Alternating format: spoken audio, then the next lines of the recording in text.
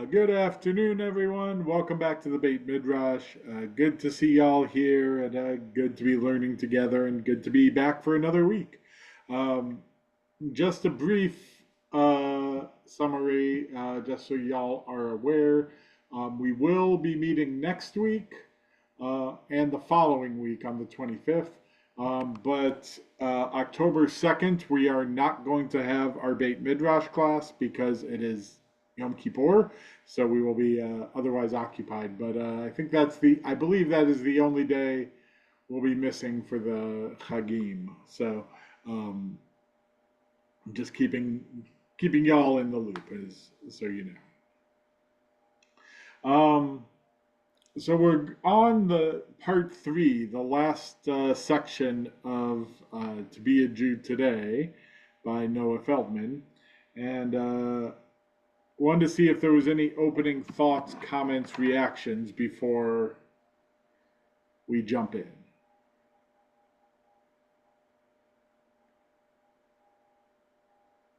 If you'll let me jump in the middle of the chapter, there was something that really appealed to me. Sure. Okay, this is As long as you not, give us a page number. sure. Well, first I got to get to it. Okay, it's not bad. Page 270, the middle of the last paragraph. And this just really, the interpretation just really pleased me. And it's talking about Zionism and Israel becoming a nation just like all the rest of the European nations.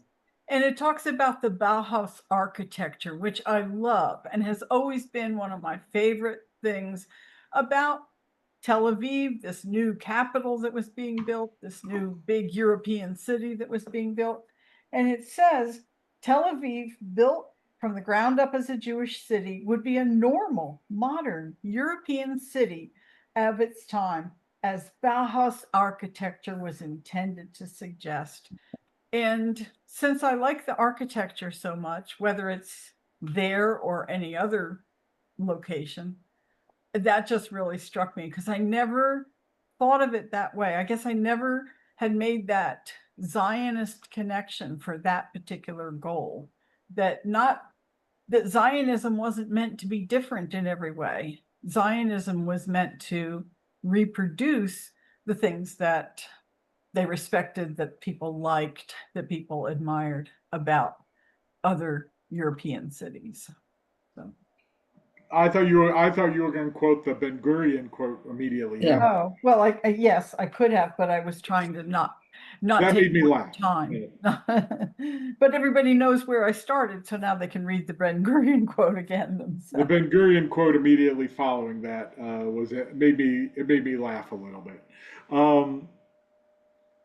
But yes, that was kind of what he had talked about when he talked about classical Zionism. Is that the whole idea of classical Zionism is that Israel would just be a nation like everybody else, and that it would just be a home for Jews like every other nation, but that there wasn't supposed to be something special or different or unique about it. It was just supposed to be a Jewish country, just like every other Jewish country.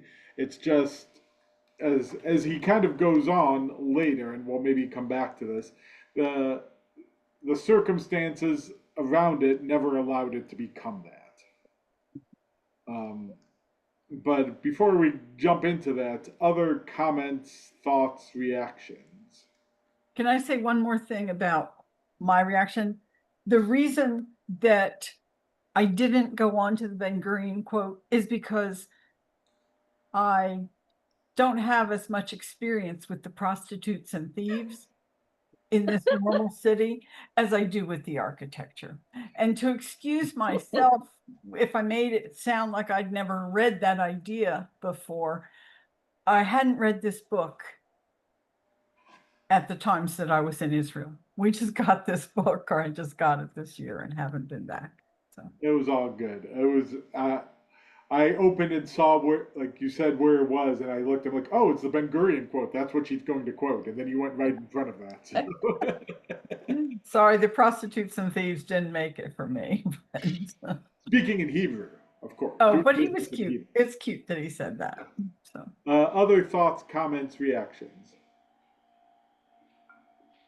Yes, Diane. So on page 264, where he has a discussion about the Judaizing of other peoples, that's something that I maybe am embarrassed to say I'm not really familiar with. And I wondered if you could just share a little insight how broad spread that was, and um, if there's something that you know that you might be of interest to us to understand it. Because what I understood him to say was that when people wanted to become Christians, they were directed to practice Judaism first. So because Christianity came from Judaism, I mean, the whole thing just really seemed bizarre. Well, I think there is. So the reference really starts on page 263, like yeah. the Okay. quote. Well, you're talking about Yes. just for people looking at it. I just want them to have a sense. Um, you know, I've had a number of people who have come interested in Judaism who say, I'm more interested in Judaism because that's the Bible, that's the real Bible, and Indeed.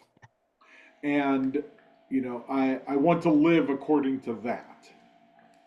And what I think he's referencing um, with the Beta Israel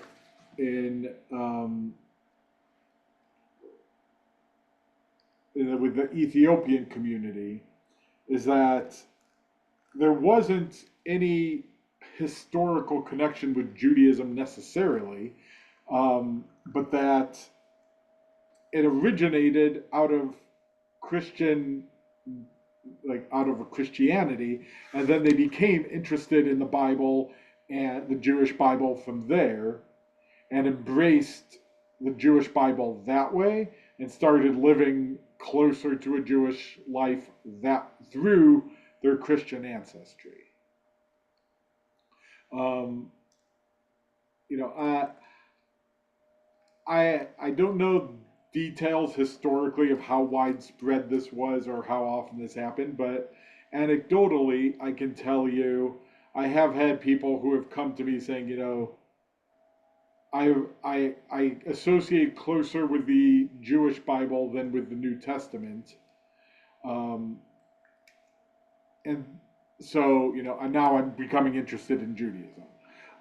I will say I have not had it here, but I had a number of cases of this in Savannah where people came to me saying they wanted to convert to Judaism, and when I'd say, why, um, they said, well, Jesus was Jewish, and I want to live the religion that Jesus was living.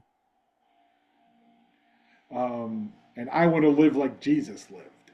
And so, then I have to go into a whole historical explanation of how that doesn't actually, not actually how it worked, but, and this is not the religion Jesus was living, but that's not the point. So, I do think there is something to it. I don't know too much of the detail Okay. around it. Thank you. Most of what I know is a little more anecdotal.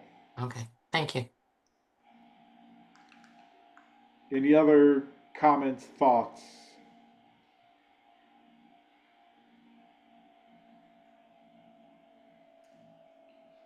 My thoughts, Rabbi, and everyone else. I read this while I had COVID, so Ooh. I'm not sure how much I've been trying to sit here and reread parts of it. But when it came to marriage, and the whole section at the end of that chapter is where I was always brought up to believe, born of a Jewish mother, doesn't matter if you convert, you were still a Jewish, counted in as part of the Jewish faith. And some of the things were so back and forth that it was hard to decide which side that he was on. But I have about 2 more pages to read, so maybe it came about, after I stopped. As Joshua Richmond texted, he had a meeting and wasn't going to be able to come, but in his honor, I will kind of, because he's pointed this out in the past, that one of the things he has said he likes about this book is that Feldman doesn't really take a position one way or the other. Right. He clearly has it, like he has a position, and I think he knows he has a position. He's just trying to look at it very objectively and not push his own position, but rather try to explain all the possible positions. And I think, yes, he's not taking a position on the marriage question in Israel broadly. He's just pointing out what the conversations are and how it affects That's what I gathered. Definition of Judaism. Mm-hmm. Now, just there is some question of, yes, if you are born of a Jewish mother, you are, or you've converted, you are Jewish. There is some question around if you have converted out, what is your status? Uh-huh. Even if you're born of a Jewish mother. Correct. So, if a Jew converts to Christianity, for example, and then comes to, say a parent dies and he decides to come to visit or pay respects to his family by coming to the Shiva house, I don't think you can count that person in a minyan. Got it. There is some question as if one of the interesting halakhic questions is if they come back to Judaism, whether or not they need to go through a formal conversion ceremony. And there's mixed opinions on that question of whether or not they would need to go through a full conversion, or whether you just say they're they're born Jewish, so a simple return, just them coming back is sufficient.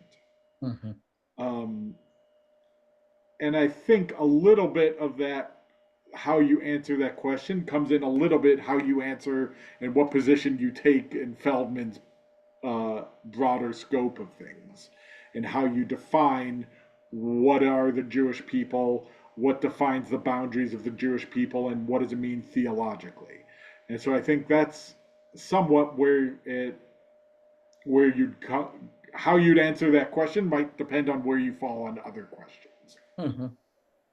I had never given it a thought when I visited Israel about marriage, so as he spoke, it was a very interesting, I got into that part. Yes, there is a relatively common phenomenon of Israelis not getting married in Israel and doing destination weddings because they don't want to have to deal with the Rabbanut. And so they'll just go out somewhere else, get married, and then bring the marriage certificate back and register as a married couple in the States or in the state of Israel, because they're going to have to deal with the Rabbanut controlling what they can and cannot do.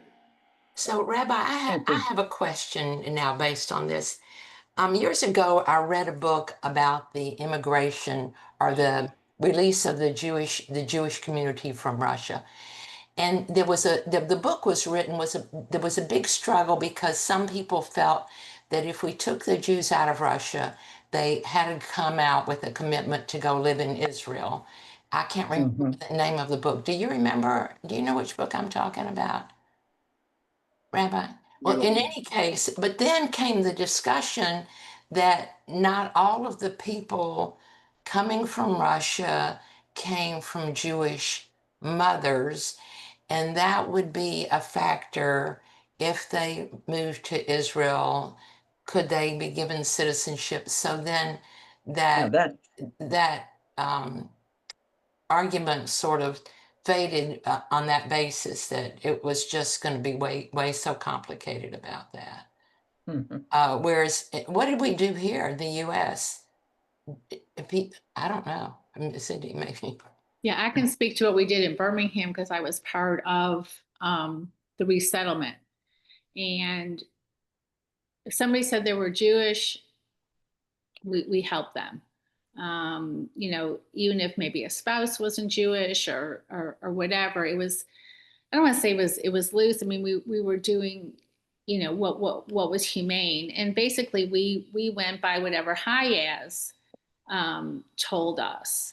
And so I don't, it certainly was not, you know, there really was no means to, there were no documents or whatever. It wasn't as strict as like moving to Israel. And did we resettle some people that weren't Jewish? Probably. But what, you know, but what does it matter? You know, we did what we felt at the time, what was right, and did equally for everybody who showed up in our community. Okay, thank you.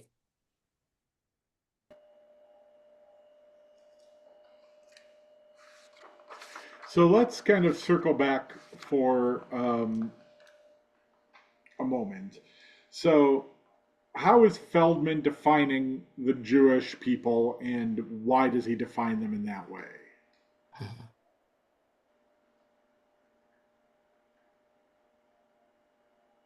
He recognizes diversity, and he makes a comparison to everywhere else you see diversity. And he said, look at your own family. Look at the diversity of people in your family.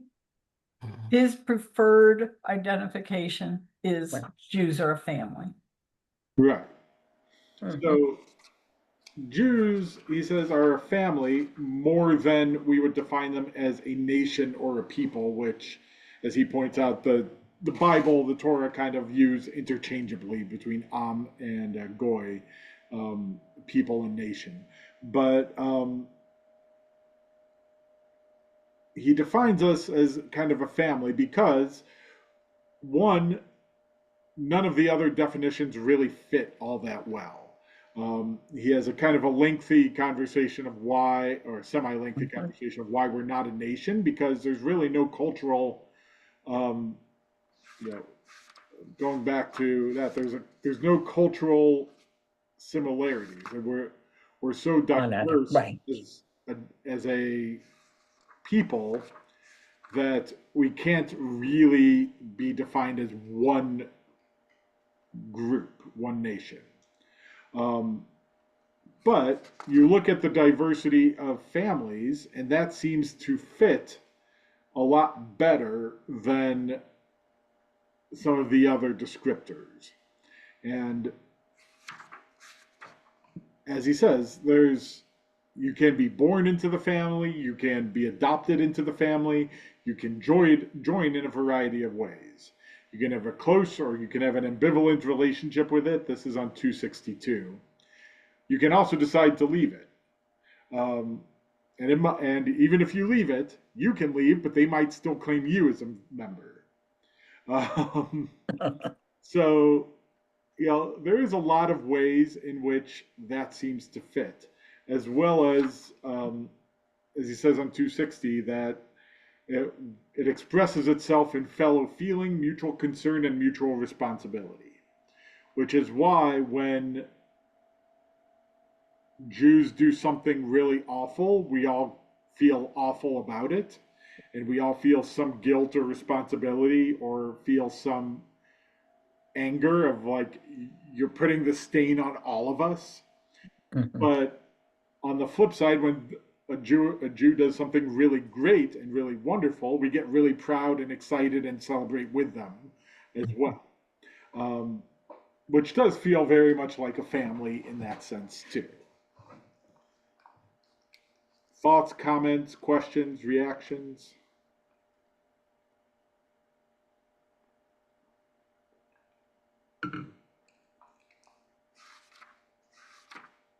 I think one connection that helps with the idea of it being a family is that we recognize that we have a chosen family. We have something that's someone who's very close to us, like my Beit Midrash family, my Temple Bethel family, or whatever other family that you think of. Those are the people that you celebrate things with, and those are the people that you commiserate with.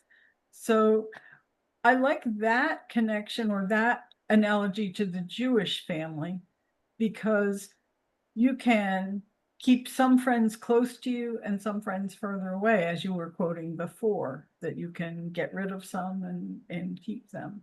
So the idea of family is flexible enough, but we all understand the word family. We know there's a connection between us. So that appeals to me a lot, to agree with him on this, that Jews are a good family word.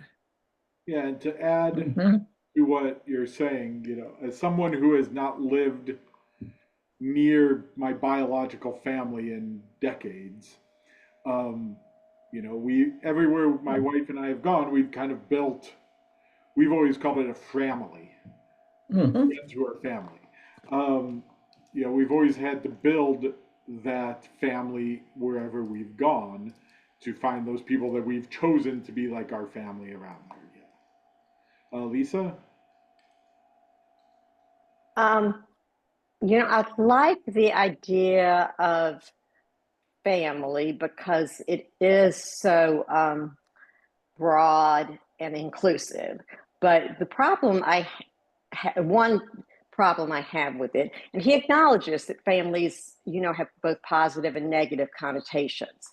But I think for some people who have, there may have been abuse, there may have been a great deal of dysfunction. For some people, just the word family can be so negative for them because of the dysfunction that they lived with or grew up with, or the abuse that they suffered, that to have to refer to Judaism as a family, I would think could be very painful for those people. Um, yes, and No. I think even if they experience it, even if they had a negative experience and a traumatic relationship with their family, I think they still have, I think those people still have a sense of what a family is supposed to be. And they kind of have a vision of like, I didn't have this, but that's not, like, I know what I have was not what a family is supposed to act like. But I hear your point also. In some ways, I think it can be restorative to see Judaism as a family when you have not had a well-functioning family of origin. I like that idea. I think that could be helpful.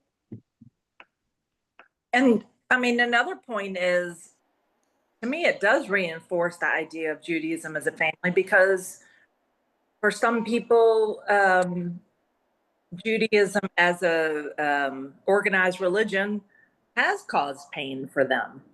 People that were told, no, you can't have a divorce. You're not divorced. I mean, there's plenty of dysfunction within Judaism as well. So I think it incorporates that part of family as well as the good.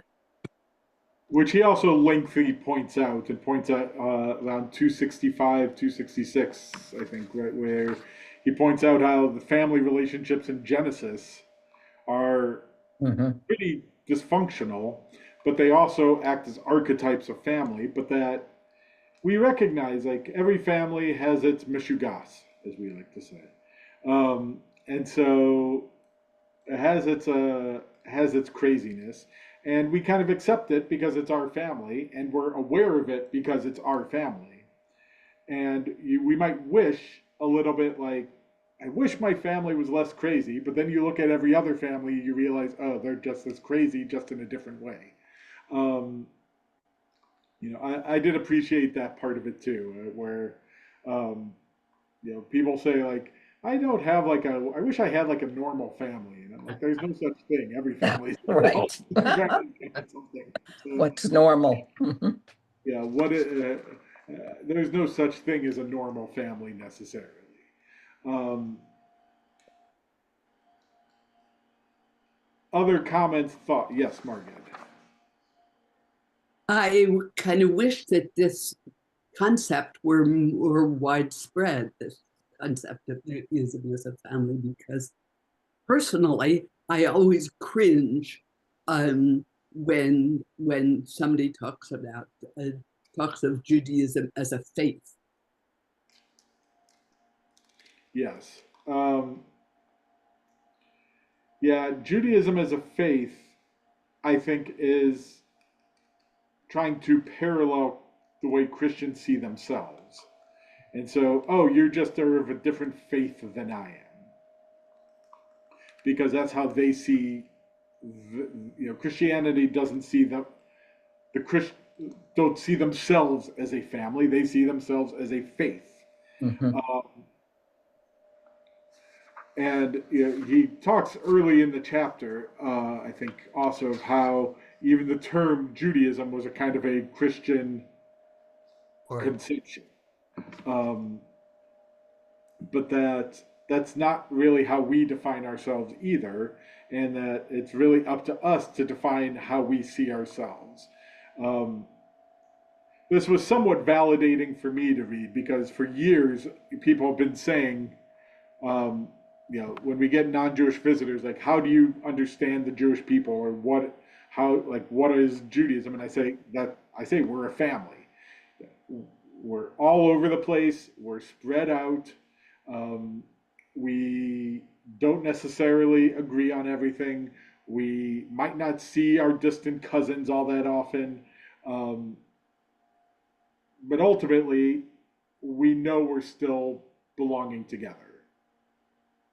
And we still know we care for each other um, as a group. I Oh, go ahead, Lynn.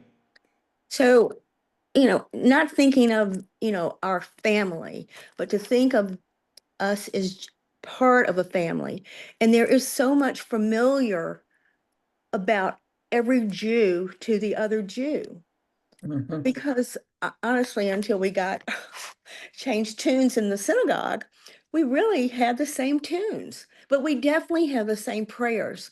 So it's almost like when you see a Jewish person or you are introduced to a Jewish person, you feel this connection Mhm. just because of the way we live.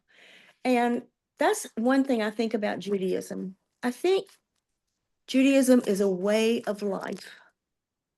And when we think about that, and Jews think about that, then that is a family because we have traditions, we have so many of the same types of events and so forth.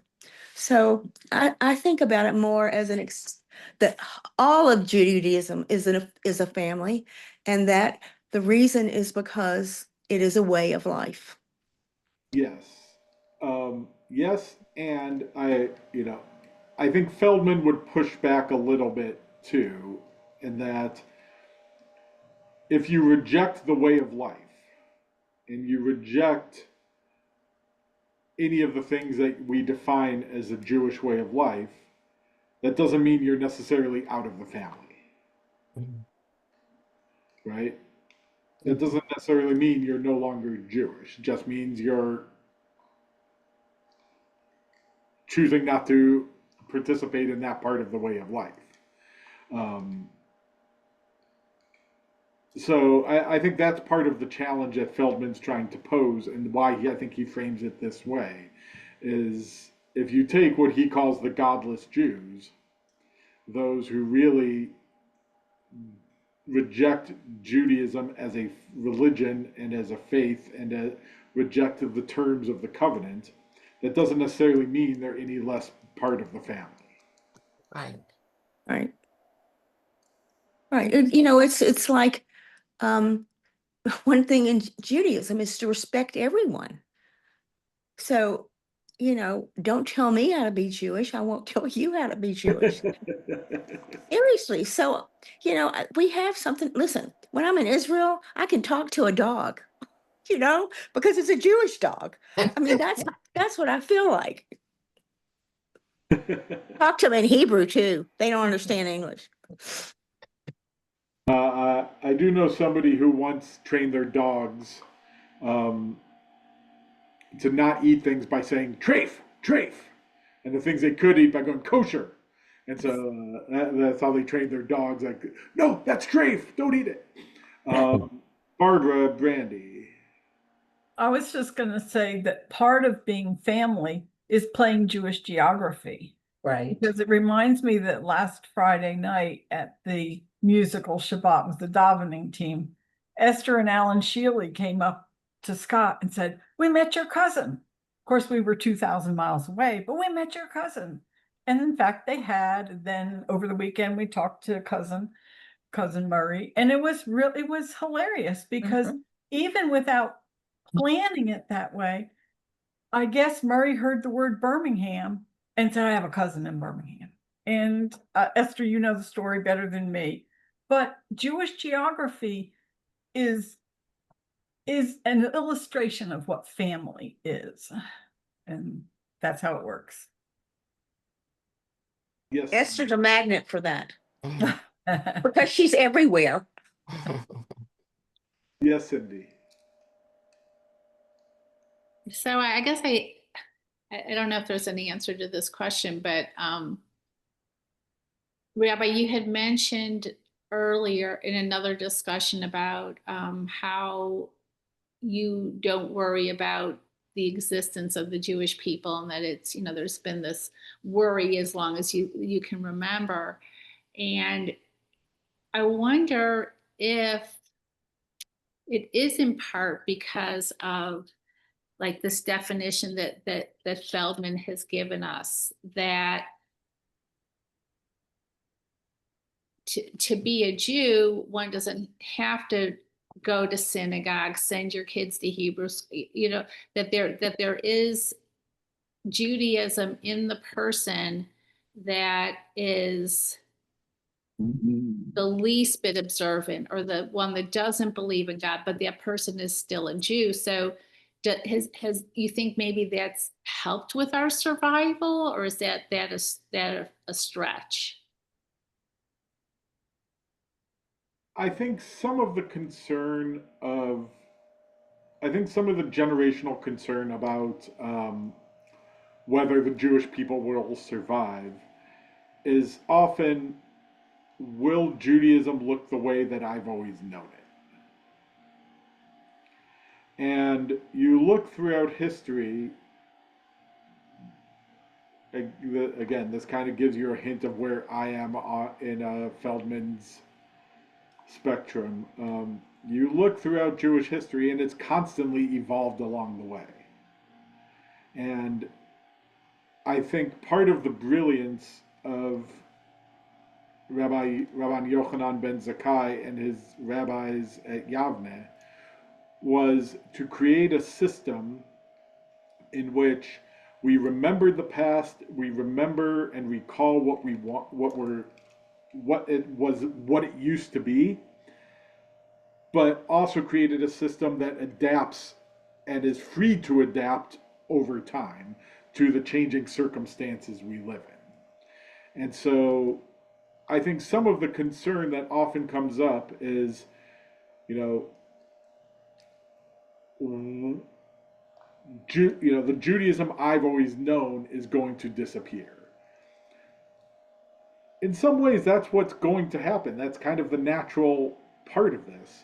And so I think I'm less concerned because I think the next generation and the other generations are going to make Judaism their own. And they're going to continue to own it and evolve it and believe in it. It might look different than what I look like, and I might look down in 100 years and be like, ugh, I don't agree with any of this. But it's theirs at this point, and it's theirs to decide what it's going to look like. Um, and I think that's part of the natural evolution of the tradition generally. Does that answer your question? Yeah, I think that it does. I think that it does. It just, again, I think that this book challenges us, and I think that you do as well, to, even if we think we are broad-minded, to broaden our minds even more when it comes to being inclusive in our Jewish family, no matter how imperfect it may seem. Yeah. Amy? Yes. So we may not be there, and so just tell me and I can hold it, because I wanted to go to another another section of this chapter. But if we're still talking about family, that's fine. We can continue.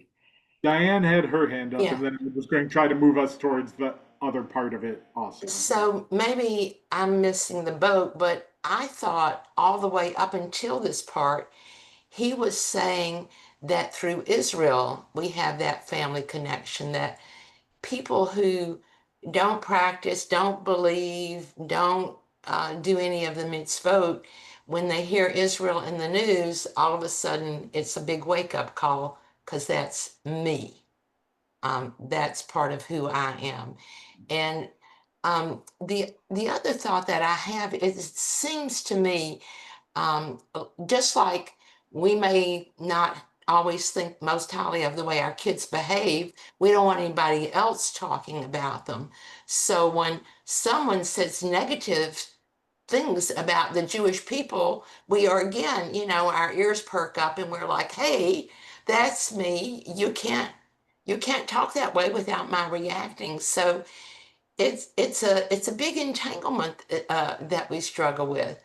But so I'm probably older than most of all of you, and I guess what I really remember is how the elders, wherever I was practicing Judaism, always held on, and it seemed especially tightly, to every custom and tradition and rule and mitzvah, because that's what kept one Jewish. And it's strange, because the most Jewish of all, that we think of as most Jewish, in those communities, if people don't stay within that group, then they're excommunicated. And I don't understand exactly how that connects. That if you want people to be Jewish, and because they're not doing everything just like you think they should, then you won't have anything to do with them. What's the I'm confused by it. I don't understand I it. mean, I think that's a largely traditionalist view of it, is that this is the tradition my and way. this is the way God has commanded us. And so anything that is variant of that is inherently incorrect. That's kind I of the traditionalist view. And I do think um, previous generations were significantly more traditionalist than we are. Right. But then those very same people who will excommunicate somebody will sit down at a table with leaders from um, other not denominations, but other Jewish practices. They will sit down at a table with them to move the community in the direct, to support Israel or to support the Jewish day school. And it's incongruent to me. I still, Because I, I think ultimate, you can excommunicate somebody, but I think ultimately there's still some work as a community that you're trying to do. Um, and I think sometimes the ties that bind us together are sometimes stronger than those that divide us.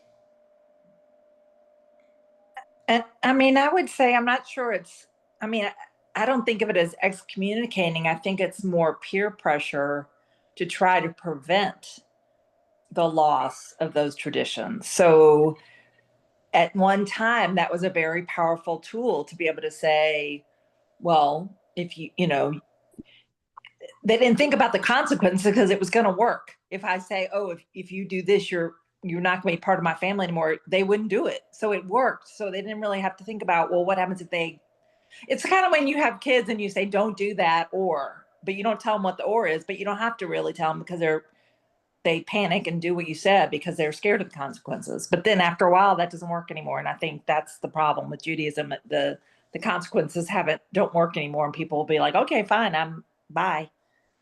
I don't know. That might be a good way to Good look point. at it. Good point. I do want to get to what I found is an important conversation about the establishment of Israel in here as well, which goes to Amy's question too. That's so it's under the section "Why Not a Nation," and I understand this on a level, but I just wanted to hear other people or you, Rabbi, talk about this a little bit. And it's really the last paragraph on 272 when they talk about Israel being held to a different standard. And Yes. we hear that. I hear that. I'm sure you all do too. And is it, so I don't like it. Number one, I don't like that. Is it because of the way that Israel came to be, meaning that it was a reaction, from the Holocaust, and the European Jews needed a homeland to go to, and people, especially in Europe, felt that, and so I hate to say owed it, but wanted to provide a place for all the refugees to go to who didn't have homes anymore. Is it that?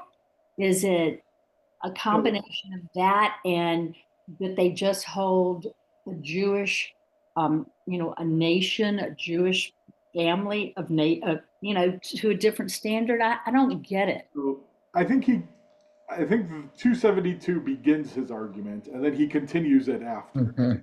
Okay. 273, I think he points it out near the top, where he says the Jews had been uniquely selected for genocide, went the new argument. It followed that they should be uniquely compensated with a nation state of their own, notwithstanding their relatively recent return to their historic land and the presence in it of another people, namely the Palestinians. And then on the next page, he continues and says, the moment that the establishment of the State of Israel came to be associated with the Holocaust, it became essentially impossible for the nations of the world that had acquiesced in Israel's creation to consider it a nation state like any other. So Israel had to become, by necessity, an emblem of global morality. It would be held to a moral standard that would necessarily be distinctive. So the fact that Jews were uniquely chosen for in the Holocaust, if we're connecting the Holocaust with the establishment of the State of Israel, which is, I think, more reasonable to argue historically than theologically, by the way. I think once you make that association, then it's not a nation state like any other. It's essentially, in that sense, I think he's arguing the classical Zionist view has failed. They didn't get what they actually wanted. They got a nation state that's held to a different standard of everybody else because of what happened, because of the circumstances around which it was created. No other nation was created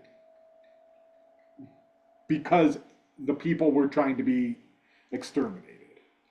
And so that puts a different level of burden on the nation to then be held to a different moral standard.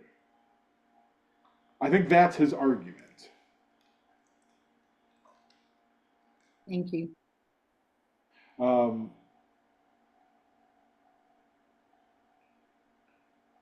Thoughts, reactions? So, Rabbi, hi, this is Stuart. Barbara and I are in Highland, and I'm sort of walking along with my cell phone, so I haven't had a chance to hear everything. But another concept I'd like to be discussed is about the law of return, and that I mean, I love diversity. I love the idea of family, a Jewish family, but I think you do have to have guardrails. You have to have some definition that Let's come people. back. Let's come back to that in a moment. We'll make sure we cover that before we break today. Okay. But other. Well, I just have a question about what you just said. Is, I mean, I hear the argument about why Israel is held to a higher standard. I don't really like it or agree with it, No. and because I think it's just very unfair. And I just want to know, do you think that as Israel gets further and further away from the Holocaust, even if that is the origin story historically, you know, can we ever get away from that? Or will we always be tied to that view of holding Israel to a higher standard? Because it just seems like, you know, as time goes on, Israel takes on a life much beyond the Holocaust. And it's a reality. Yes. Esther, you elicited some reactions. So.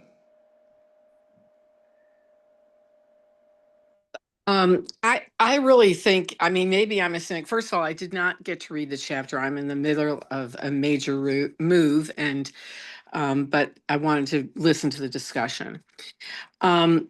You know, I think when Israel was created, there was a desire for Israel way before the Holocaust. And, you know, there was always ambivalence about creating Israel. It wasn't 100%, you know, we're going to create Israel and let's just do it.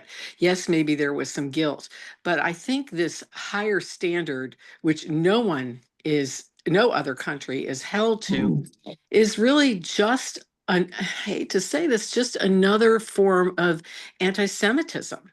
And I think we can be a million years away from the Holocaust, and there are people in this world, many of them, unfortunately, who don't want Israel to exist. And so, for me, it seems much larger than just, oh, we created this country because of guilt. Barbara? I think part of it is punitive also, and we're checking up on you because you say you're God's chosen people and therefore you better be perfect. I think we're going to get to the concept of chosenness next time. Yeah. I don't know if it's necessarily about chosenness. I think it's more, you know, you were chosen by the Nazis, and you know, and we're giving you a nation as repayment of our failure to stop that. So, but in that sense, we're going to expect you were uniquely wronged, so we expect you to be uniquely morally superior so that you don't do the same to other people.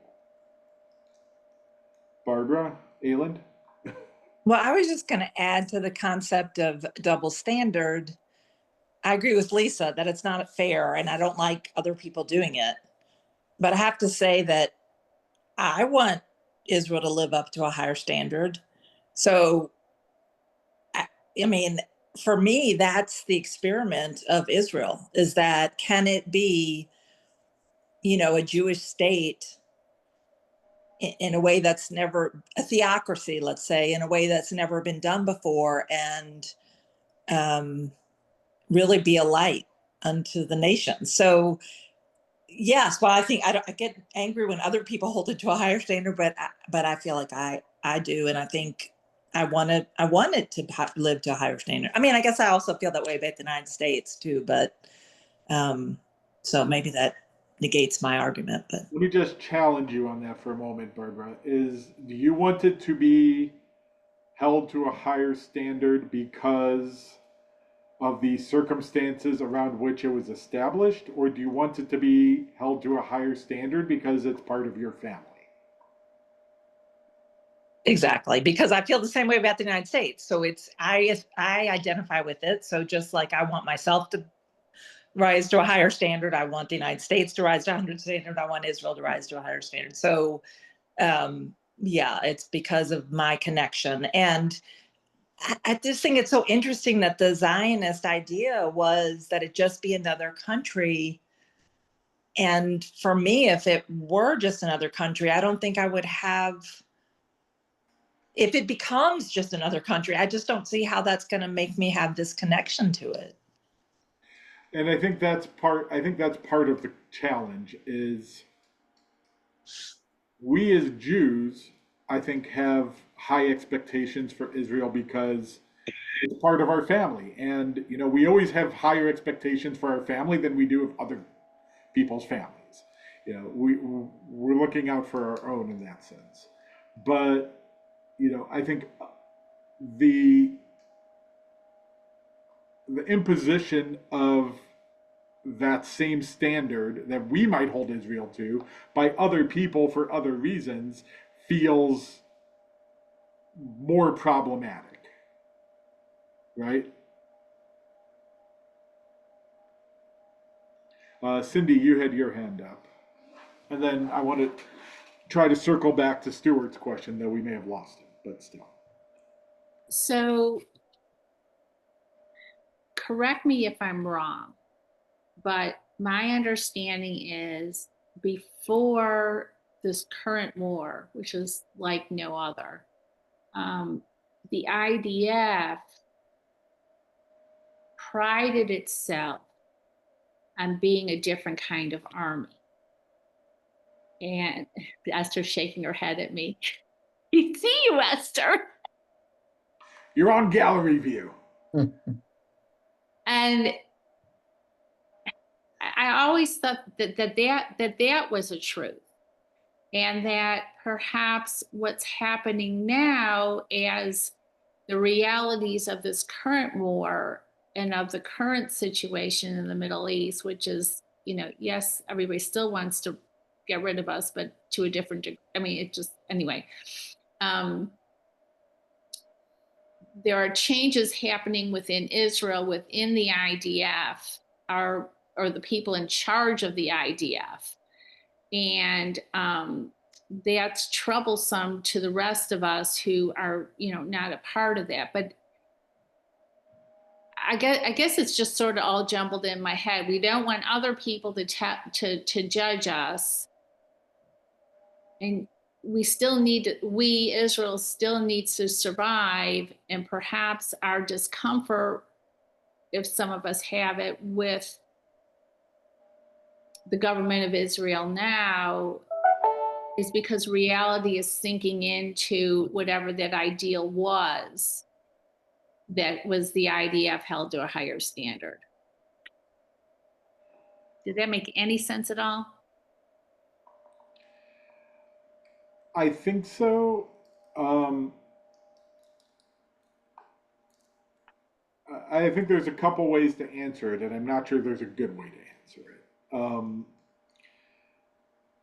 I think, look, I think if you talked before October 7th, if you were talked to most Jews, they would agree with what you said, that the IDF was a moral army and, held itself to a higher standard. I don't know if, I don't know if the Palestinians would have necessarily agreed with that statement. And so it becomes a somewhat of a matter of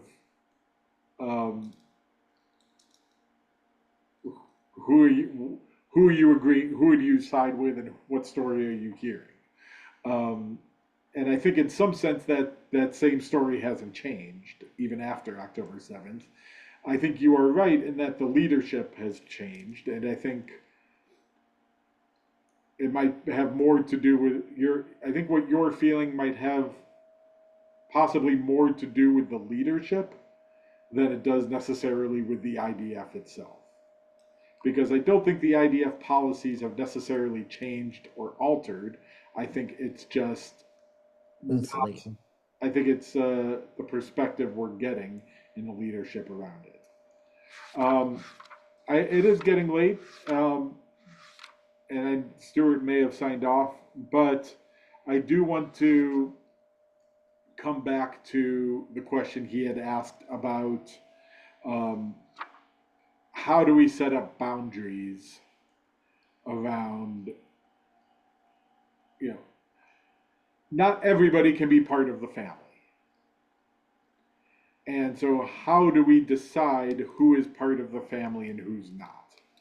And the question around the law of return and there was a question about marriage earlier in the class. I forgot who asked it, but there was a question about marriage earlier, are both centered around the same question of what are the boundaries that we're setting of who is in and who is out.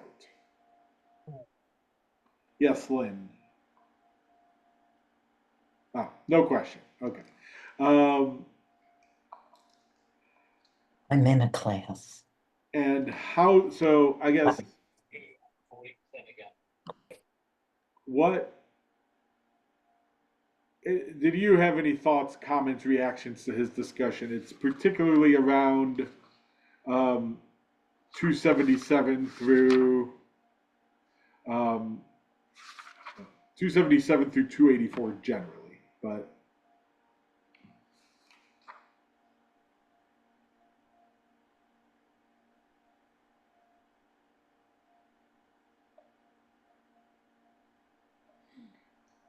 yeah. Yes, Margaret. It seems to me that there are really two almost conflicting factors at work. On the one hand, there is the nation of Israel that is in many ways acting exactly like what at the moment, exactly like what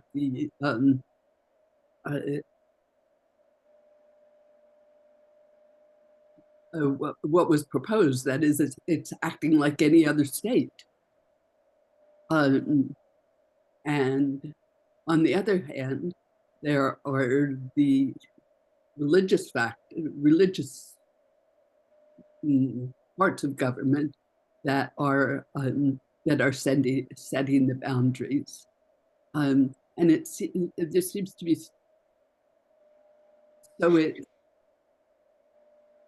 confusing at best that there are these kind of two separate entities at work. One of which is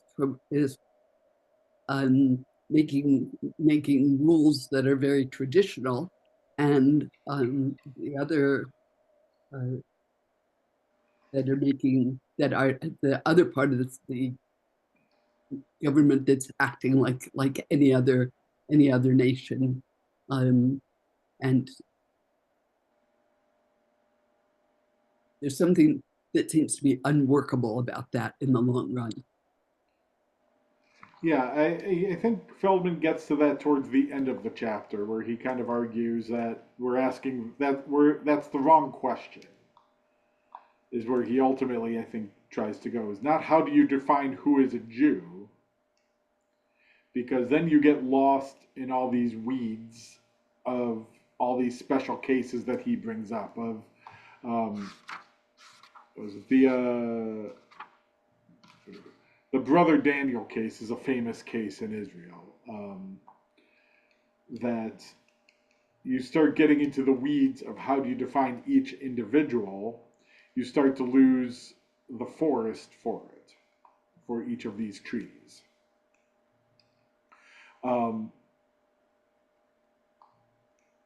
So there, who do you define as a Jew does have some practical implications for the state of Israel, especially with the law of return, which, as Feldman kind of alludes to, it doesn't mean you can't immigrate to Israel or become a citizen of Israel.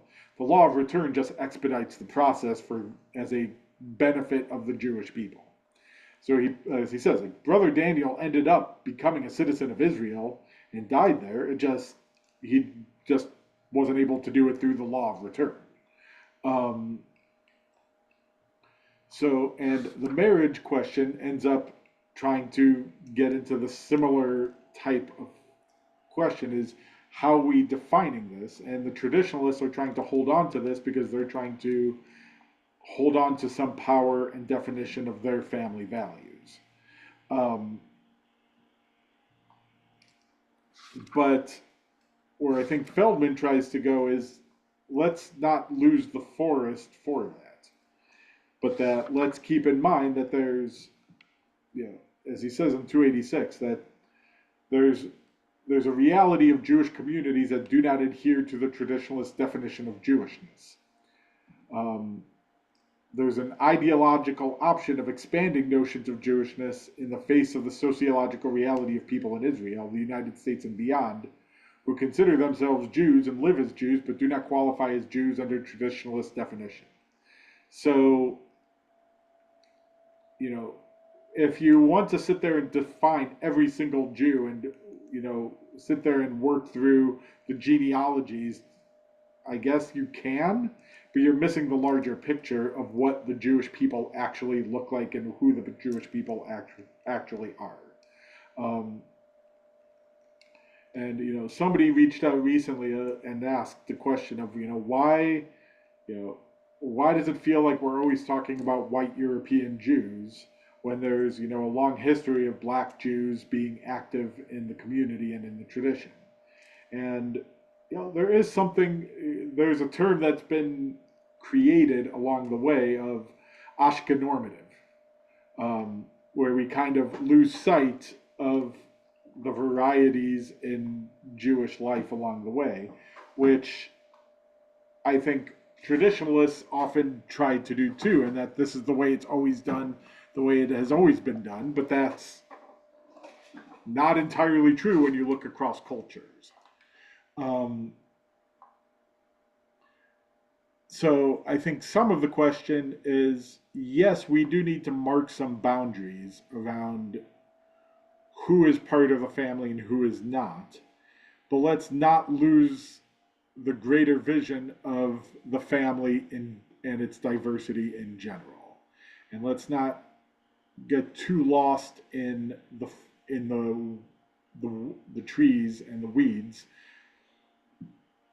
but let's keep our focus on the larger definition and larger questions that we're trying to tackle. Because if we're a family, then we don't need to evaluate every single person who's in the family, but we do need to have some definition around it also. And so I think that's the balance and the challenge we're trying to wrestle with. And I don't think we've necessarily fully resolved that question in any way, nor do I think we're going to in this class either.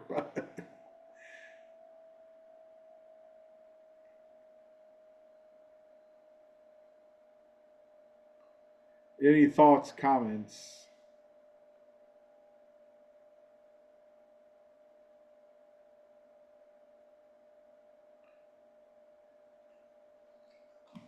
Alrighty. So we'll go on to the next chapter, The Chosen, next time. If I don't see you before then, Shabbat Shalom, everyone. And looking forward to learning together again soon.